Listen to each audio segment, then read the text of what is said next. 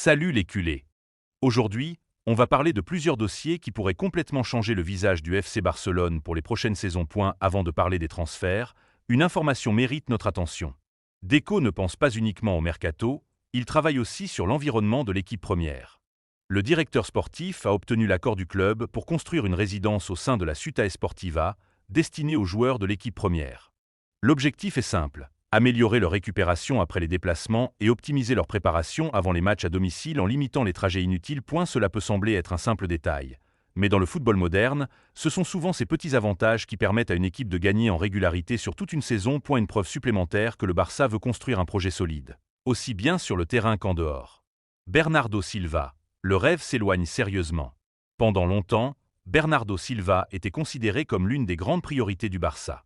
Son nom revenait à chaque mercato et beaucoup imaginaient enfin voir le Portugais porter le maillot blaugrana. Mais aujourd'hui, la situation semble avoir radicalement changé. Le journaliste Victor Lozano estime même que Deco a eu raison de ne pas céder dans ce dossier.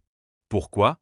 Parce que selon plusieurs informations, Bernardo donnerait une place très importante aux considérations financières dans le choix de sa prochaine destination. Cette situation rappelle immédiatement une phrase devenue mythique de Johan Cruyff: si quelqu'un hésite à jouer pour le Barça, alors nous n'avons pas besoin de lui. Cette philosophie fait partie de l'ADN du club.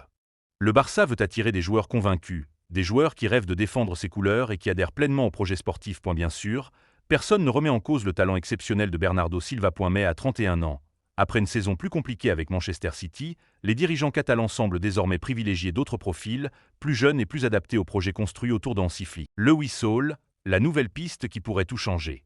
Pendant que le dossier Bernardo refroidit, un autre nom prend de plus en plus d'importance. Celui de Lewis Hall. Le jeune latéral anglais plaît énormément aux dirigeants du Barça. Les discussions avanceraient positivement et un accord personnel serait proche. Pourquoi un tel intérêt? Parce que Hall correspond parfaitement au profil recherché par Hansi Flick. Il est jeune, rapide, très propre techniquement et capable d'apporter énormément offensivement tout en restant discipliné défensivement. Autrement dit, un latéral moderne. Mais cette arrivée dépend directement d'un autre dossier beaucoup plus sensible. Alejandro Balde bientôt sacrifié? Selon plusieurs sources, Manchester United serait prêt à proposer près de 70 millions d'euros pour recruter Alejandro Balde. Une somme énorme. Et forcément, cette offre pourrait faire réfléchir la direction barcelonaise. Sportivement, Balde reste l'un des latéraux les plus prometteurs d'Europe.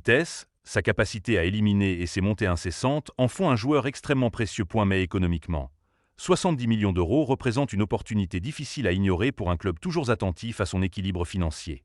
Le Barça devra donc prendre une décision délicate.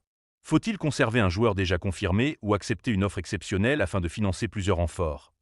Le débat est ouvert. Marcus Rashford. L'aventure touche à sa fin. Enfin, parlons d'un dossier qui semblait encore ouvert il y a quelques semaines. Marcus Rashford. Selon Fabrizio Romano, le FC Barcelone ne devrait finalement pas lever son option d'achat fixée à 30 millions d'euros. L'attaquant anglais devrait donc retourner à Manchester United. Et honnêtement, cette décision paraît logique. Rashford possède d'immenses qualités. Sa vitesse, sa puissance et sa capacité à prendre la profondeur ont apporté beaucoup au Barça durant certains matchs. Mais le club souhaite désormais investir chaque euro de manière extrêmement réfléchie. Hansi Flick recherche des profils parfaitement adaptés à son système de pressing intense et de jeu collectif. Cela ne signifie pas pour autant que l'histoire est définitivement terminée. Le Barça resterait ouvert à un nouveau prêt si Manchester United acceptait de revoir complètement les conditions financières. Mais pour le moment, aucune opération définitive n'est envisagée. Une stratégie claire pour reconstruire intelligemment. Ce qui ressort de tous ces dossiers, c'est que le FC Barcelone semble enfin suivre une ligne directrice cohérente. Le club ne veut plus recruter uniquement des grands noms. Elle cherche désormais des joueurs capables de s'intégrer parfaitement dans un projet collectif construit sur le long terme. Entre les investissements dans les infrastructures, la confiance accordée à la jeunesse et une politique de recrutement plus réfléchie, Deco et Hansi Flick semblent vouloir bâtir les bases d'un Barça durablement compétitif. Le mercato est encore loin d'être terminé et de nombreux rebondissements nous attendent. Alors maintenant, c'est à vous de jouer. Pensez-vous que le Barça a raison de laisser partir Marcus Rashford? Accepteriez-vous une offre de 70 millions d'euros pour Alejandro Balde? Et surtout, Bernardo Silva est-il encore une priorité ou faut-il définitivement tourner la page? Donnez-moi votre avis dans les commentaires. Si cette vidéo vous a plu, n'oubliez pas de laisser un gros like, de partager la vidéo autour de vous et surtout de vous abonner à la chaîne avec la cloche activée pour ne manquer aucune information sur l'actualité du FC Barcelone. À très bientôt pour une nouvelle vidéo.